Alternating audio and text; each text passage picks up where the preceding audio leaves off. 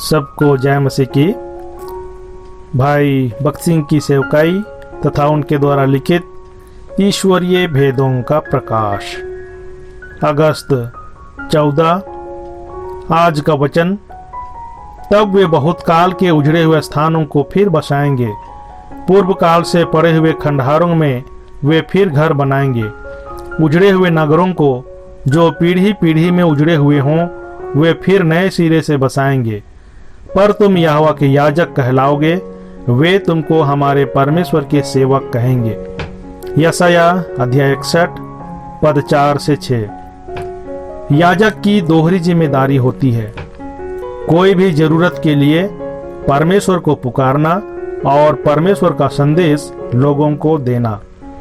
दूसरे लोगों के लिए उनकी जरूरतों के अनुसार संदेश को प्राप्त करने के लिए याजक परमेश्वर की उपस्थिति में जा सकते थे। अब विश्वासी जन परमेश्वर के याजक हैं। हमें अब दूसरे किसी बीचवाई की जरूरत नहीं है, क्योंकि मसीह यीशु हमारा बीचवाई है।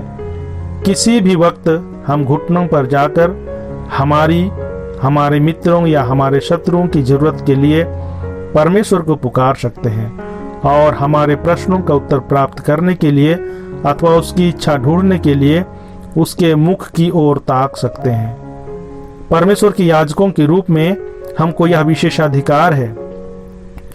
हर समय हम परमेश्वर की उपस्थिति में जा सकते हैं। परमेश्वर के याजकों के रूप में हमको चाहे किसी भी समय में, चाहे किसी भी विषय के लिए या समस्या के लिए परमेश्वर की पवित्र उपस्थिति में जाने की आजादी और हियाव है।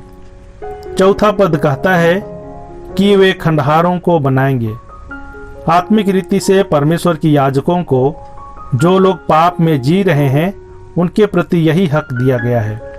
प्रथम हम परमेश्वर की कृपा से उद्धार पाते हैं और उसके बाद उद्धार नहीं पाए हुए मित्रों, माता पिता, भाई बहन, पति पत्नी या बच्चों के लिए प्रार्थना कर सकते हैं और प्रभु आश्चर्यजनक रीति से उनके जीवन बदल डालेगा।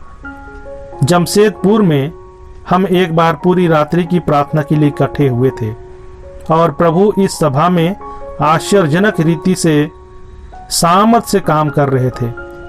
एक नर्स ने उसकी अमेरिकन लेडी डॉक्टर के लिए प्रार्थना शुरू की। लगभग आधे घंटे तक प्रभु अमुक अमुक का जीवन बदल दीजिए, ऐसा कहते हुए बहुत ही आग्रहपूर्वक वह प्रार्थना कर रही थी। उसकी प्रार्थना पूरी होने के पश्चात उसने पीछे से एक धीमी आवाज सुनी, नर्स, परमेश्वर का धन्यवाद हो, आज शाम ही मैंने नया जन्म पाया है। नर्स को मालूम नहीं था कि डॉक्टर मीटिंग में आई थी और उसके पीछे बैठी हुई थी। नर्स प्रार्थना कर रही थी, तब पीछे वह घुटने टेकी हुई थी और पीछे से बहुत नम्रता पूर्वक आगे आकर गवाही दी कि मैं वही डॉक्टर हूँ, मैंने अपने पाप स्वीकार कर लिए हैं और मेरा नया जन्म हो गया है। कई खंडहार जीवन बदल जाते हैं। पाप में व्यतीत होने वाले अनेक जीवन जिनको थोड़ा भी आनंद नहीं होता, वे किसी की प्रार्थनाओं के द्वारा बदल गए हैं और खंडहार स्थल अद्भुत स्थल बन गया है। प्रभु आपके साथ रहे और आपको आशीष दे।